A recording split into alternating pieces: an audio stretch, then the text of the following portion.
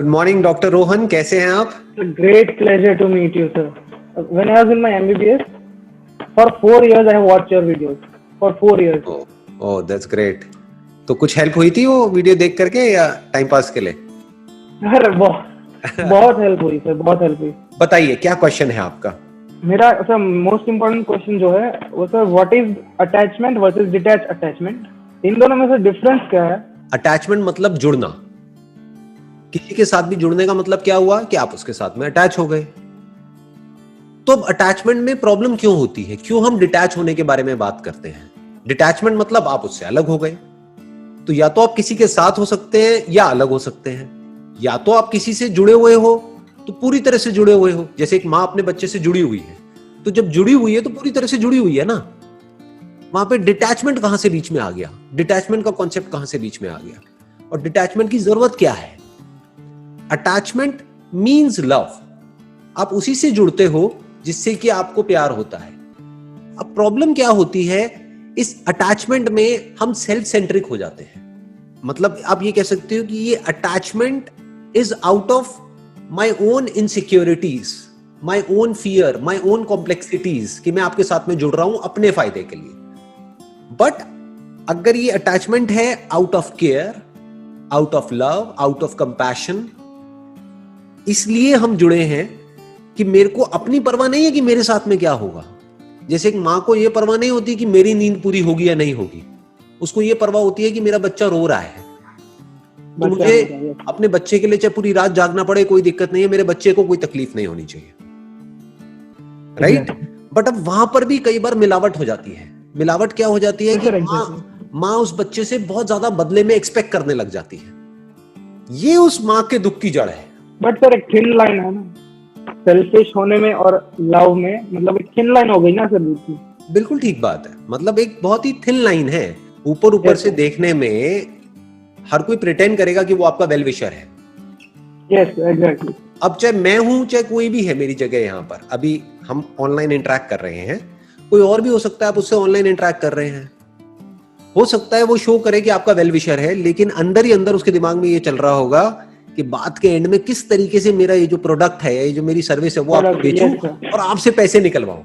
आप बर्बाद होते हो जाओ। उसका इंटरेस्ट है कि किस तरीके से मैं अपना फायदा निकाल लूं। बहुत सारे दोस्त भी ऐसे ही होते हैं, नाम के दोस्त होते हैं, लेकिन एक्चुअल में उनका अपना मतलब होता है। इसमें क्वेश्चन है sir, so does attachment always comes with expectation? Not at all. देखो, attachment born out of the selfish interest is always out of expectations. Exactly. Okay. अगर मैं एक एग्जांपल ले लेता हूं, मैं I am the father of 2 kids, right? Example नहीं है वैसे तो, ये फैक्ट है। I am the father of 2 kids, right? अरे आपको पता नहीं है? नहीं सर, ये नहीं पता। One is 12 years old and the other one is 7 years old. तो I am the father of 2 kids. You're so lucky. How come? इसमें लक क्या है वैसे? तो जिसका फादर इतना इंस्पायरिंग हो, वो किड कितना लकी होगा सर? अच्छा, my kids are lucky, even I am lucky जी। मेरे जो बच्चे हैं वो बहुत ज्यादा प्यार करते हैं मेरे से, बहुत ही ज्यादा अटैच्ड है। और ये अटैचमेंट बुरा वर्ड नहीं है, again I am saying that. But अगर मैं अपनी सारी एक्सपेक्टेशंस अपने बच्चों पे लाद दूं कि देखो मैंने तुम्हें इतना प्यार किया, अब बदले में तुम्हें भी मेरे लिए ये करना पड़ेगा, तो वो प्यार व्यार नहीं है, वो सौदा है। Yes, exactly. समझ गए? मैंने तुम्हारे लिए किया, तुम मेरे लिए करो। It's a deal. राइट, वो it's a deal, it's a business. तो ये अटैचमेंट बुरा है। किसके लिए बुरा है? उनके लिए भी बुरा है और मेरे लिए भी बुरा है। क्योंकि जैसे ही मैं ऐसी एक्सपेक्टेशंस में अपने अंदर लाऊंगा तो उनके ऊपर भी प्रेशर क्रिएट होगा अननेसेसरी। प्लस जब वो एक्सपेक्टेशंस मेरी पूरी नहीं होंगी तो मुझे भी गुस्सा आएगा, तो दोनों के लिए बुरा हो गया ना। But if it is real तो मैं क्या करूंगा कि मेरी तरफ से जो भी मेरी रिस्पॉन्सिबिलिटीज हैं एज अ फादर, वो सारी रिस्पॉन्सिबिलिटीज मैं पूरी करूंगा अपने बच्चों के लिए।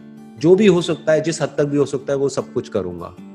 उसके बाद में आगे अपनी लाइफ को कैसा बनाना है, आगे लाइफ में क्या करना है, क्या नहीं करना है, किस रास्ते को चुनना है, वो सब पूरी तरह से उनका डिसीजन है।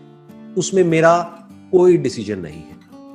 अगर उनको जरूरत होगी मेरे से कुछ डिस्कस करने की तो मेरे से डिस्कस करेंगे, अगर नहीं होगी तो मुझे आकर के बता देंगे कि मैंने अपनी लाइफ के लिए ये सोचा है, इस तरीके से मैं अपनी लाइफ में आगे बढ़ना चाहता हूं या चाहती हूं। तो अगर इस तरह से मैं सोच पा रहा हूं और इस तरह से मैं कर पा रहा हूं, that is love. Yes. But अगर मैं अपनी ख्वाहिशें, अपने सपने, अपना इंटरेस्ट उनके थ्रू पूरा करवा रहा हूं, तो मैं अपने बच्चों को यूज कर रहा हूं अपना मोटिव पूरा करने के लिए। It's more like an ownership कि मेरी ये प्रॉपर्टी हो गई है, मैं उन पे कब्जा कर रहा हूं, उनको प्यार नहीं कर रहा हूं। प्यार में कब्जा नहीं किया जाता है, प्यार में फ्री किया जाता है। प्यार आजादी देता है, प्यार बांधता नहीं है। जबकि हम जुड़ रहे हैं, देखो कितना मजेदार है। Yes, sir. हम जुड़ रहे हैं, लेकिन जुड़ने के बाद भी हम फ्री हो रहे हैं, क्योंकि हमारी एनर्जीज और बढ़ रही है। पहले मैं अकेला था, अब मेरे साथ में मेरी वाइफ भी है, तो हम दोनों मिल करके और स्ट्रांग हो गए हैं। क्योंकि कभी मुझे प्रॉब्लम होती है तो वो मुझे संभाल लेती है, कभी उसे प्रॉब्लम होती है तो मैं उसके साथ में हूं। तो इस जुड़ने से हम और स्ट्रांग हो गए हैं। लेकिन अगर ये जुड़ने के बाद में मैं यही सोचता रहूं कि मैंने उसके लिए ये किया, उसने मेरे लिए ये किया, नहीं किया, तो ये जुड़ना उल्टा और सफोकेशन पैदा करेगा। आप समझ गए?